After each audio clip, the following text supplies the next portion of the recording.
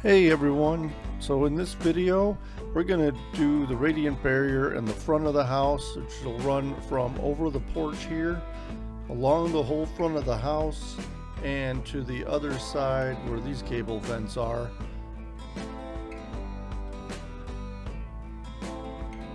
I decided to go ahead and pre-cut this time. When I did the first part, you may have seen where I was trying to unroll this stuff up in the attic, and it's just way too heavy to do that on the roll. So I took it out in the yard, unrolled the lengths that I needed. I had pre-measured up in that attic a little bit, and then cut those lengths out there out in the yard. It was definitely a lot easier. Luckily, I had a real nice day to get this done. You can see I'm wearing shorts and a t-shirt, and it's only mid-March over here. After cutting it, I just rolled it up, staged it, and then carried those rolls upstairs, and it was a lot easier than handling that one big heavy roll. Hey, while I'm thinking of it, guys, if you wouldn't mind, hit the like button if you're getting some value out of this video. Thanks a lot. So here what you can see is the raw attic space. I've already added a bunch of R30 insulation. It originally just had a very thin layer of insulation, barely up to the rafters. And adding the R30 has already made a dramatic difference. Hopefully this will help keep a lot of that heat out from the roof line, keep that whole attic space cooler in general. So all I'm doing here is unrolling the first roll of radiant barrier, trying to give myself a little bit of room to work with it. It's obviously going to be easier to staple it up the further I unroll it.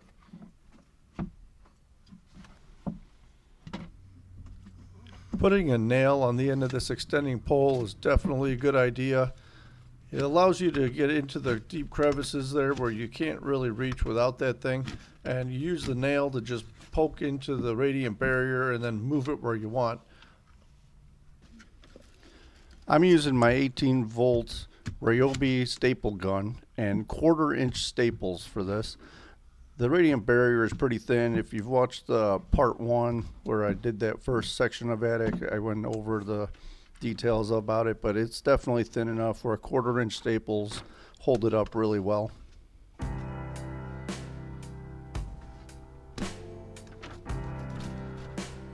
The hardest part of the whole job is just working in that tight space up in the attic.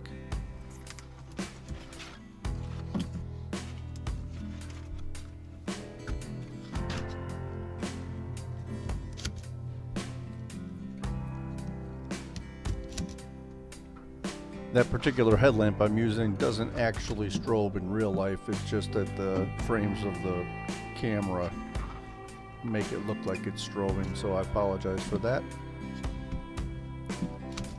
Just even with the floodlight that I'm using, that headlamp really makes a big difference in what I'm able to see while I'm doing the work.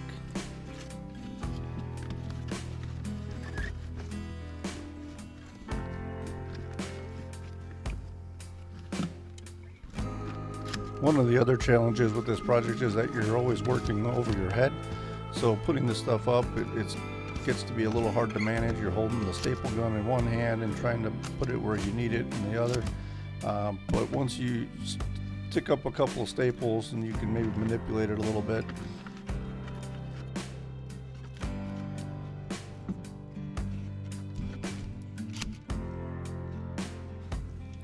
I did try to overlap each layer by about 1 inch or 2, just so that I didn't have too many gaps in the radiant barrier, but overall, even if you did have a gap here or there, it really shouldn't make too big of a difference.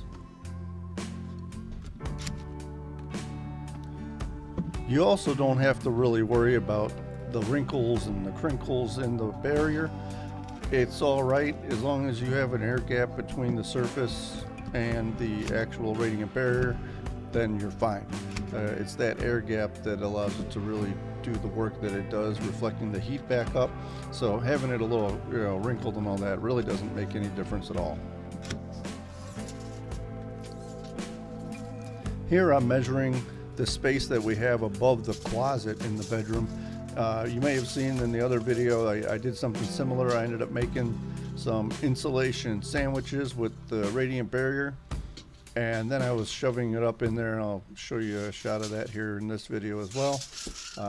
I've already got it put up on the rafters just about to the end there, but I left myself, you see it hanging there, just so that I can get that insulation sandwich up in there and shove it in there.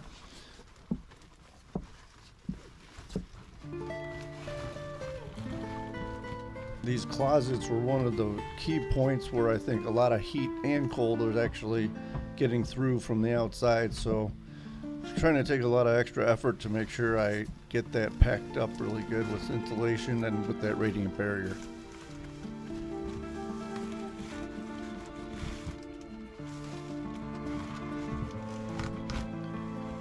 One of the problems I was having with this is that the nails that are coming through the roof from the shingles in there are definitely catching on the radiant barrier, and then trying to shove it through, it just kept kind of snagging on it, but eventually I got it to kind of pop free and was able to shove it in there.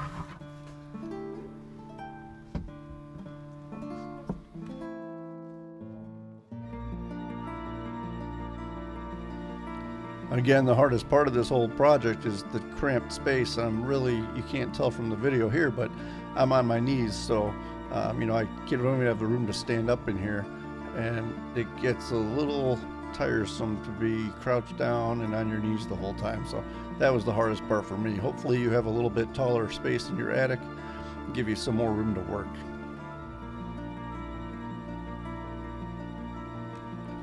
So now that I've got the insulation sandwiches up above the closet space, I am going ahead and staple up the last piece of the barrier that goes up onto the roof line here.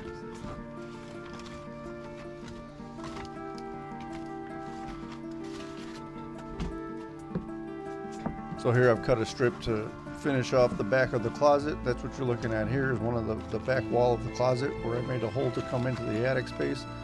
And I'm just gonna staple that up, and hopefully with that insulation and the radiant barrier, it'll keep a lot of the heat out this summer and a lot of the heat into the house next winter.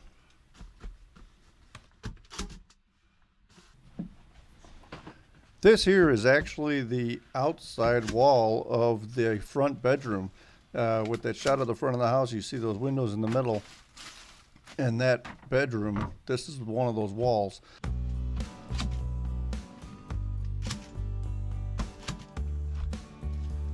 And then of course this is the exterior wall where I put those gable vents, and you can see the one vent there. So this side of the house, this is the south side, and definitely gets a lot of sun exposure, especially in the summer when that sun is hot. I feel like this is definitely a good place to put this barrier. It'll help keep that heat out, and we'll see here in another short couple weeks when it starts warming up.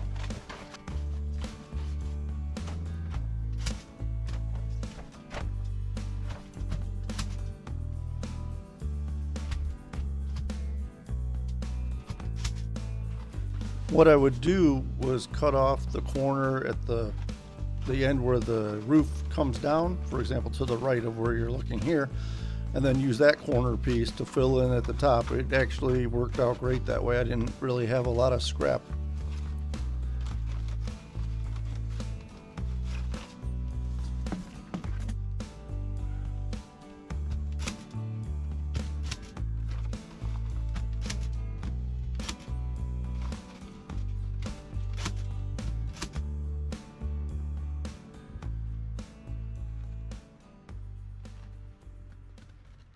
So this is the other end of that front attic space. Looking through here, you can see this is actually the top of the porch. Here you can see in the shot is my Ryobi 18-volt hybrid LED light.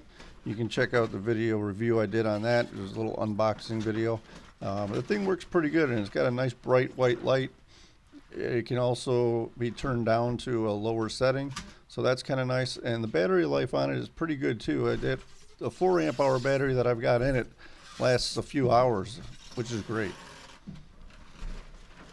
Another cool feature about it is that when the battery is about to die, it actually flashes on and off once or twice. I thought that was pretty neat because a lot of times you get an LED light and when the battery's dead, it just dies. So this thing gave you a little bit of a warning so you're not stuck standing there in the dark.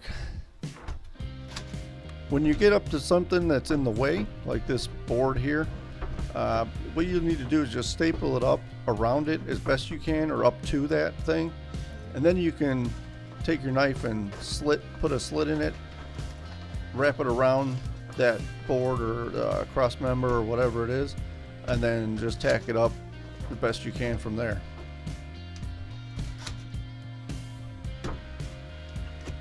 So you can see here I've got these boards, these cross members, very much in the way of what I'm trying to do here. So what I'm going to do, just like I was telling you a few minutes ago, I'm going to staple it up to the rafters right up to that point.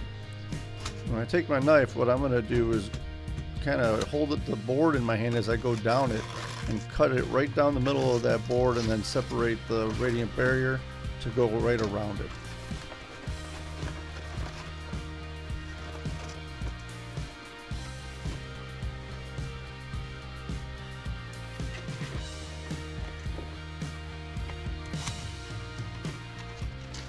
Just like that.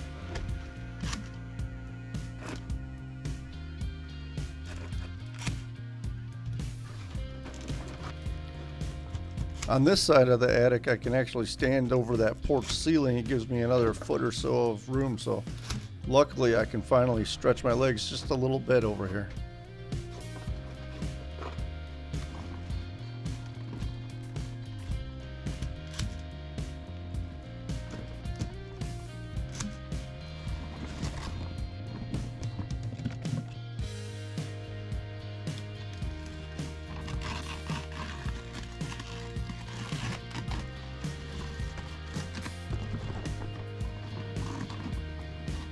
So I realize right here I'm gonna have to get those insulation sandwiches up over this closet as well. So instead of leaving this last piece all the way up and kind of blocking myself off, I'm gonna pull it down and kind of staple it back a little bit and give myself some more room to work.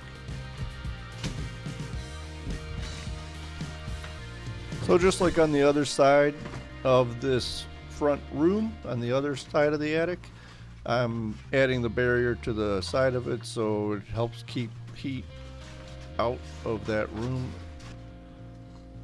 So also, just like on the other side over the other bedroom closet, made these insulation sandwiches with the radiant barrier, and going to use these boards to help shove them up into that space above the closet.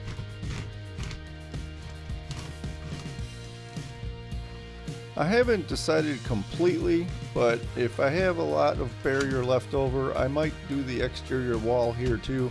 It is the north side of the house, so it doesn't have the sun hitting it like it will on the south side. Leave me a comment if you think that I will need to. I'm curious to know, and if someone has the knowledge already, let me know what you think. Well guys, thanks so much for watching. I'm going to put the finishing touches on this. If you found some value in this video, maybe I gave you a little insight into this project, I hope you'll click like and subscribe to the channel, and we'll see you in the next video. Thanks for watching.